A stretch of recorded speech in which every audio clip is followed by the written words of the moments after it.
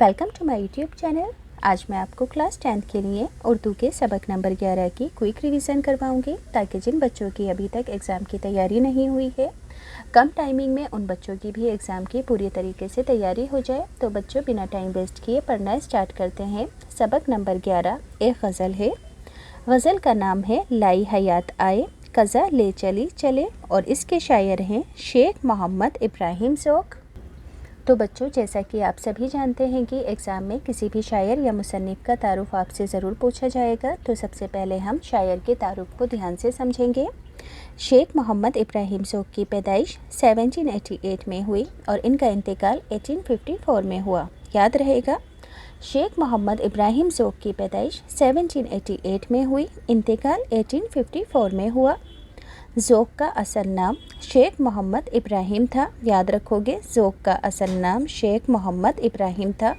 ये दिल्ली में पैदा हुए और यहीं इनका इंतकाल हुआ। ये एक सिपाही के बेटे थे। इन्होंने बाकायदा तालीम हासिल नहीं की थी, लेकिन अपनी ज़हानत और मेहनत की वजह से बहुत ज़्यादा अपने अंदर सलाहियत, इल्म पैदा कर लिया था। ये शाह नसीर के शागिर्द, जो कि बहुत बड़े शायर हैं, इनके स्टूडेंट थे और बहादुर शाह ज़फ़र के उस्ताद यानी कि टीचर थे। बहादुर शाह ज़फ़र ने इन्हें मुल्कुश शोरा और ख़ाक़ानी हिंद के खिताबात से नवाजा था। याद रखोगे, बहादुर शाह ज़फ़र ने इन्हें मुल्कुश शोरा और ख़ाक़ानी हिंद के खिताब से नवाजा था। ज़ौक़ ने कई इसनाफ़ में इजहार ख़याल किया है, यानी कि कई प्रकारों के अंदर लिखने से रिलेटेड कई लेखों के अंदर इन्होंने अपने इजहार ख़याल किए हैं। इनकी असल पहचान जो है कसीदा निकारी है, यानी कि कसीदा लिखने में ये ज़्यादा मशहूर हैं। बिलख़सूस बहादुर शाह ज़फ़र पर लिखे हुए कसीदे का मर्तबा बहुत बुलंद है। इन्होंने बहादुर शाह ज़फ़र पर भी एक कसीदा लिखा था जिसका मर्तबा बहुत बुलंद है। लेकिन ये गज़ल के भी एक काबिल ज़िक्र शायर हैं, गज़ल लिखने में भी माहिर हैं। ज़ौक़ ने अपने कलाम में नयापन पैदा करने और ज़बान और मुहावरों की सफाई पर ख़ास तवज्जो दी है। याद रखोगे कि ज़ौक़ ने अपने कलाम को और लोगों के कलाम से अलग बनाने के लिए इन्होंने ज़बान और मुहावरे की सफाई पर ख़ास तवज्जो दी है। तशरीह करेंगे। पहला शेर है लाई हयात ए कज़ा ले चली चले। हयात कहते हैं ज़िंदगी को, कज़ा कहते हैं मौत को। अपनी खुशी ना आए ना अपनी खुशी चले। तो पहले सयाक़ सबाक़ लिखोगे कि मंदरजा बाला शेर ज़ौक़ की गज़ल से लिए गए हैं। तशरीह होगी कि इस शेर में शायर कहता है कि ज़िंदगी हमें इस दुनिया में लाई, हम आ गए, अब मौत हमें वापस लिए जा रही है, इसलिए हम वापस जा रहे हैं। हम ना अपनी मर्ज़ी से आए थे, ना अपनी खुशी से जा रहे हैं। मुराद यही है कि इंसान मजबूर और बेबस है, क्योंकि वे दुनिया में ना अपनी मर्ज़ी से आया था और ना अपनी मर्ज़ी से जाता है। अगला शेर है हो उम्र ख़िज़र भी तो कहेंगे बेवक्ते मिर्ग। मिर्ग कहते हैं मौत को। हम क्या रहें यहाँ, अभी आए अभी चले। सयाक़ सबाक़ एज़ इट इज़ रहेगा। तशरीह, इस शेर में शायर कहता है कि इंसान को जीने की बड़ी हवस होती है। अगर उसे हज़रत ख़िज़र जैसी तवील उम्र भी मिल जाए, लंबी उम्र भी मिल जाए, तो उस वक्त भी वे मरते वक्त यही कहेगा कि हम तो अभी आए थे और अभी जा रहे हैं। हज़रत ख़िज़र यहाँ तलमी की हैसियत से लाए गए हैं। बच्चों, तलमी का मतलब होता है कि शायरी में एक ऐसा हदीसी लफ्ज़ लिख देना जिस लफ्ज़ को पढ़कर पूरी ही हदीस, उससे जुड़ा हुआ वाक़या आपके जहन में आ जाए। तो यहाँ पर लफ्ज़ हज़रत ख़िज़र का इस्तेमाल हुआ है, जो कि एक तलमी है। जैसा कि आप सभी जानते हैं कि हज़रत ख़िज़र बहुत लंबी उम्र लेकर आए थे और इससे मुताल्लिक़ हदीसें भी आपके जहन में आ गई होंगी। अगला शेर है हमसे भी इस बिसात पे कम होंगे बदकुमार। बदकमार का मतलब होता है नाकाम चुआरी। जो चाल हम चले निहायत बुरी चले। तो बच्चों, इसकी तशरीह मेरे से गलत हो गई थी, मैं यहीं से डायरेक्ट पढ़कर बताती हूँ। इस शेर में शायर कहता है कि हम जैसा अनाड़ी जुआरी इस दुनिया में कोई नहीं है। दुनिया की बिसात पर हमने जो भी चाल चली वो गलत चली। मुराद यही है कि हम बहुत बदकिस्मत हैं, जो भी काम किया वो उल्टा ही पड़ा। अगला शेर है बेहतर तो यही है कि ना दुनिया से दिल लगे, पर क्या करें जो काम ना दिल लगी चले। सयाक़ सबाक़ एज़ इट इज़। तशरीह होगी। इस शेर में शायर कहता है कि इंसान के लिए यही बेहतर है कि वे दुनिया से दिल न लगाए।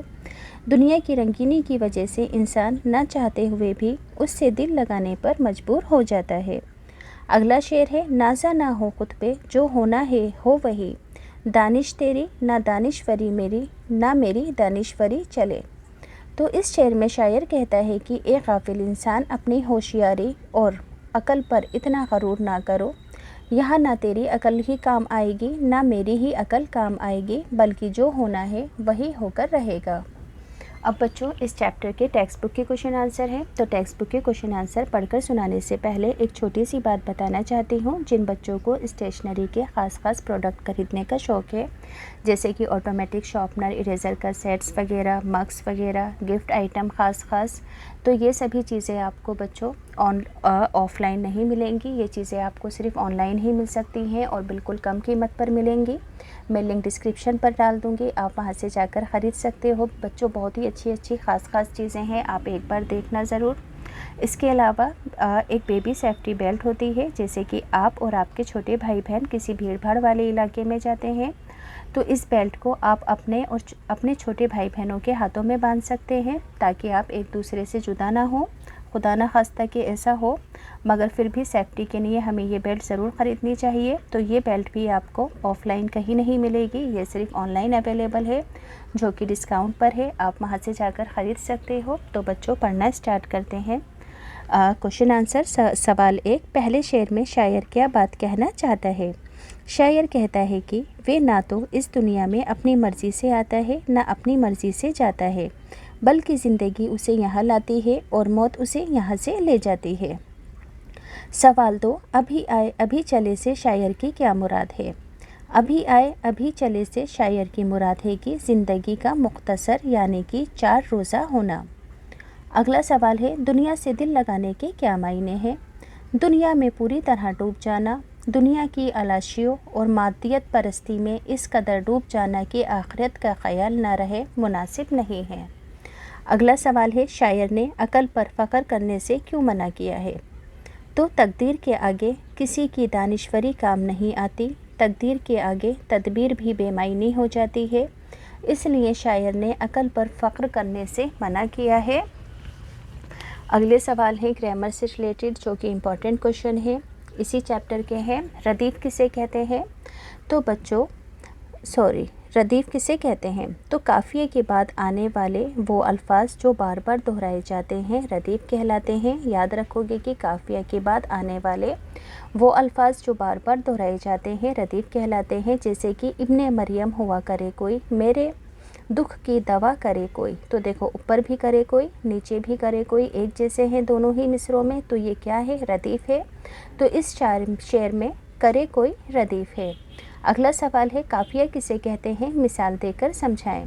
تو یکساں یعنی کہ ایک جیسی آواز والے رائمنگ ورڈز جو کہ غزلوں میں لکھے جاتے ہیں وہ قافیہ کہلاتے ہیں۔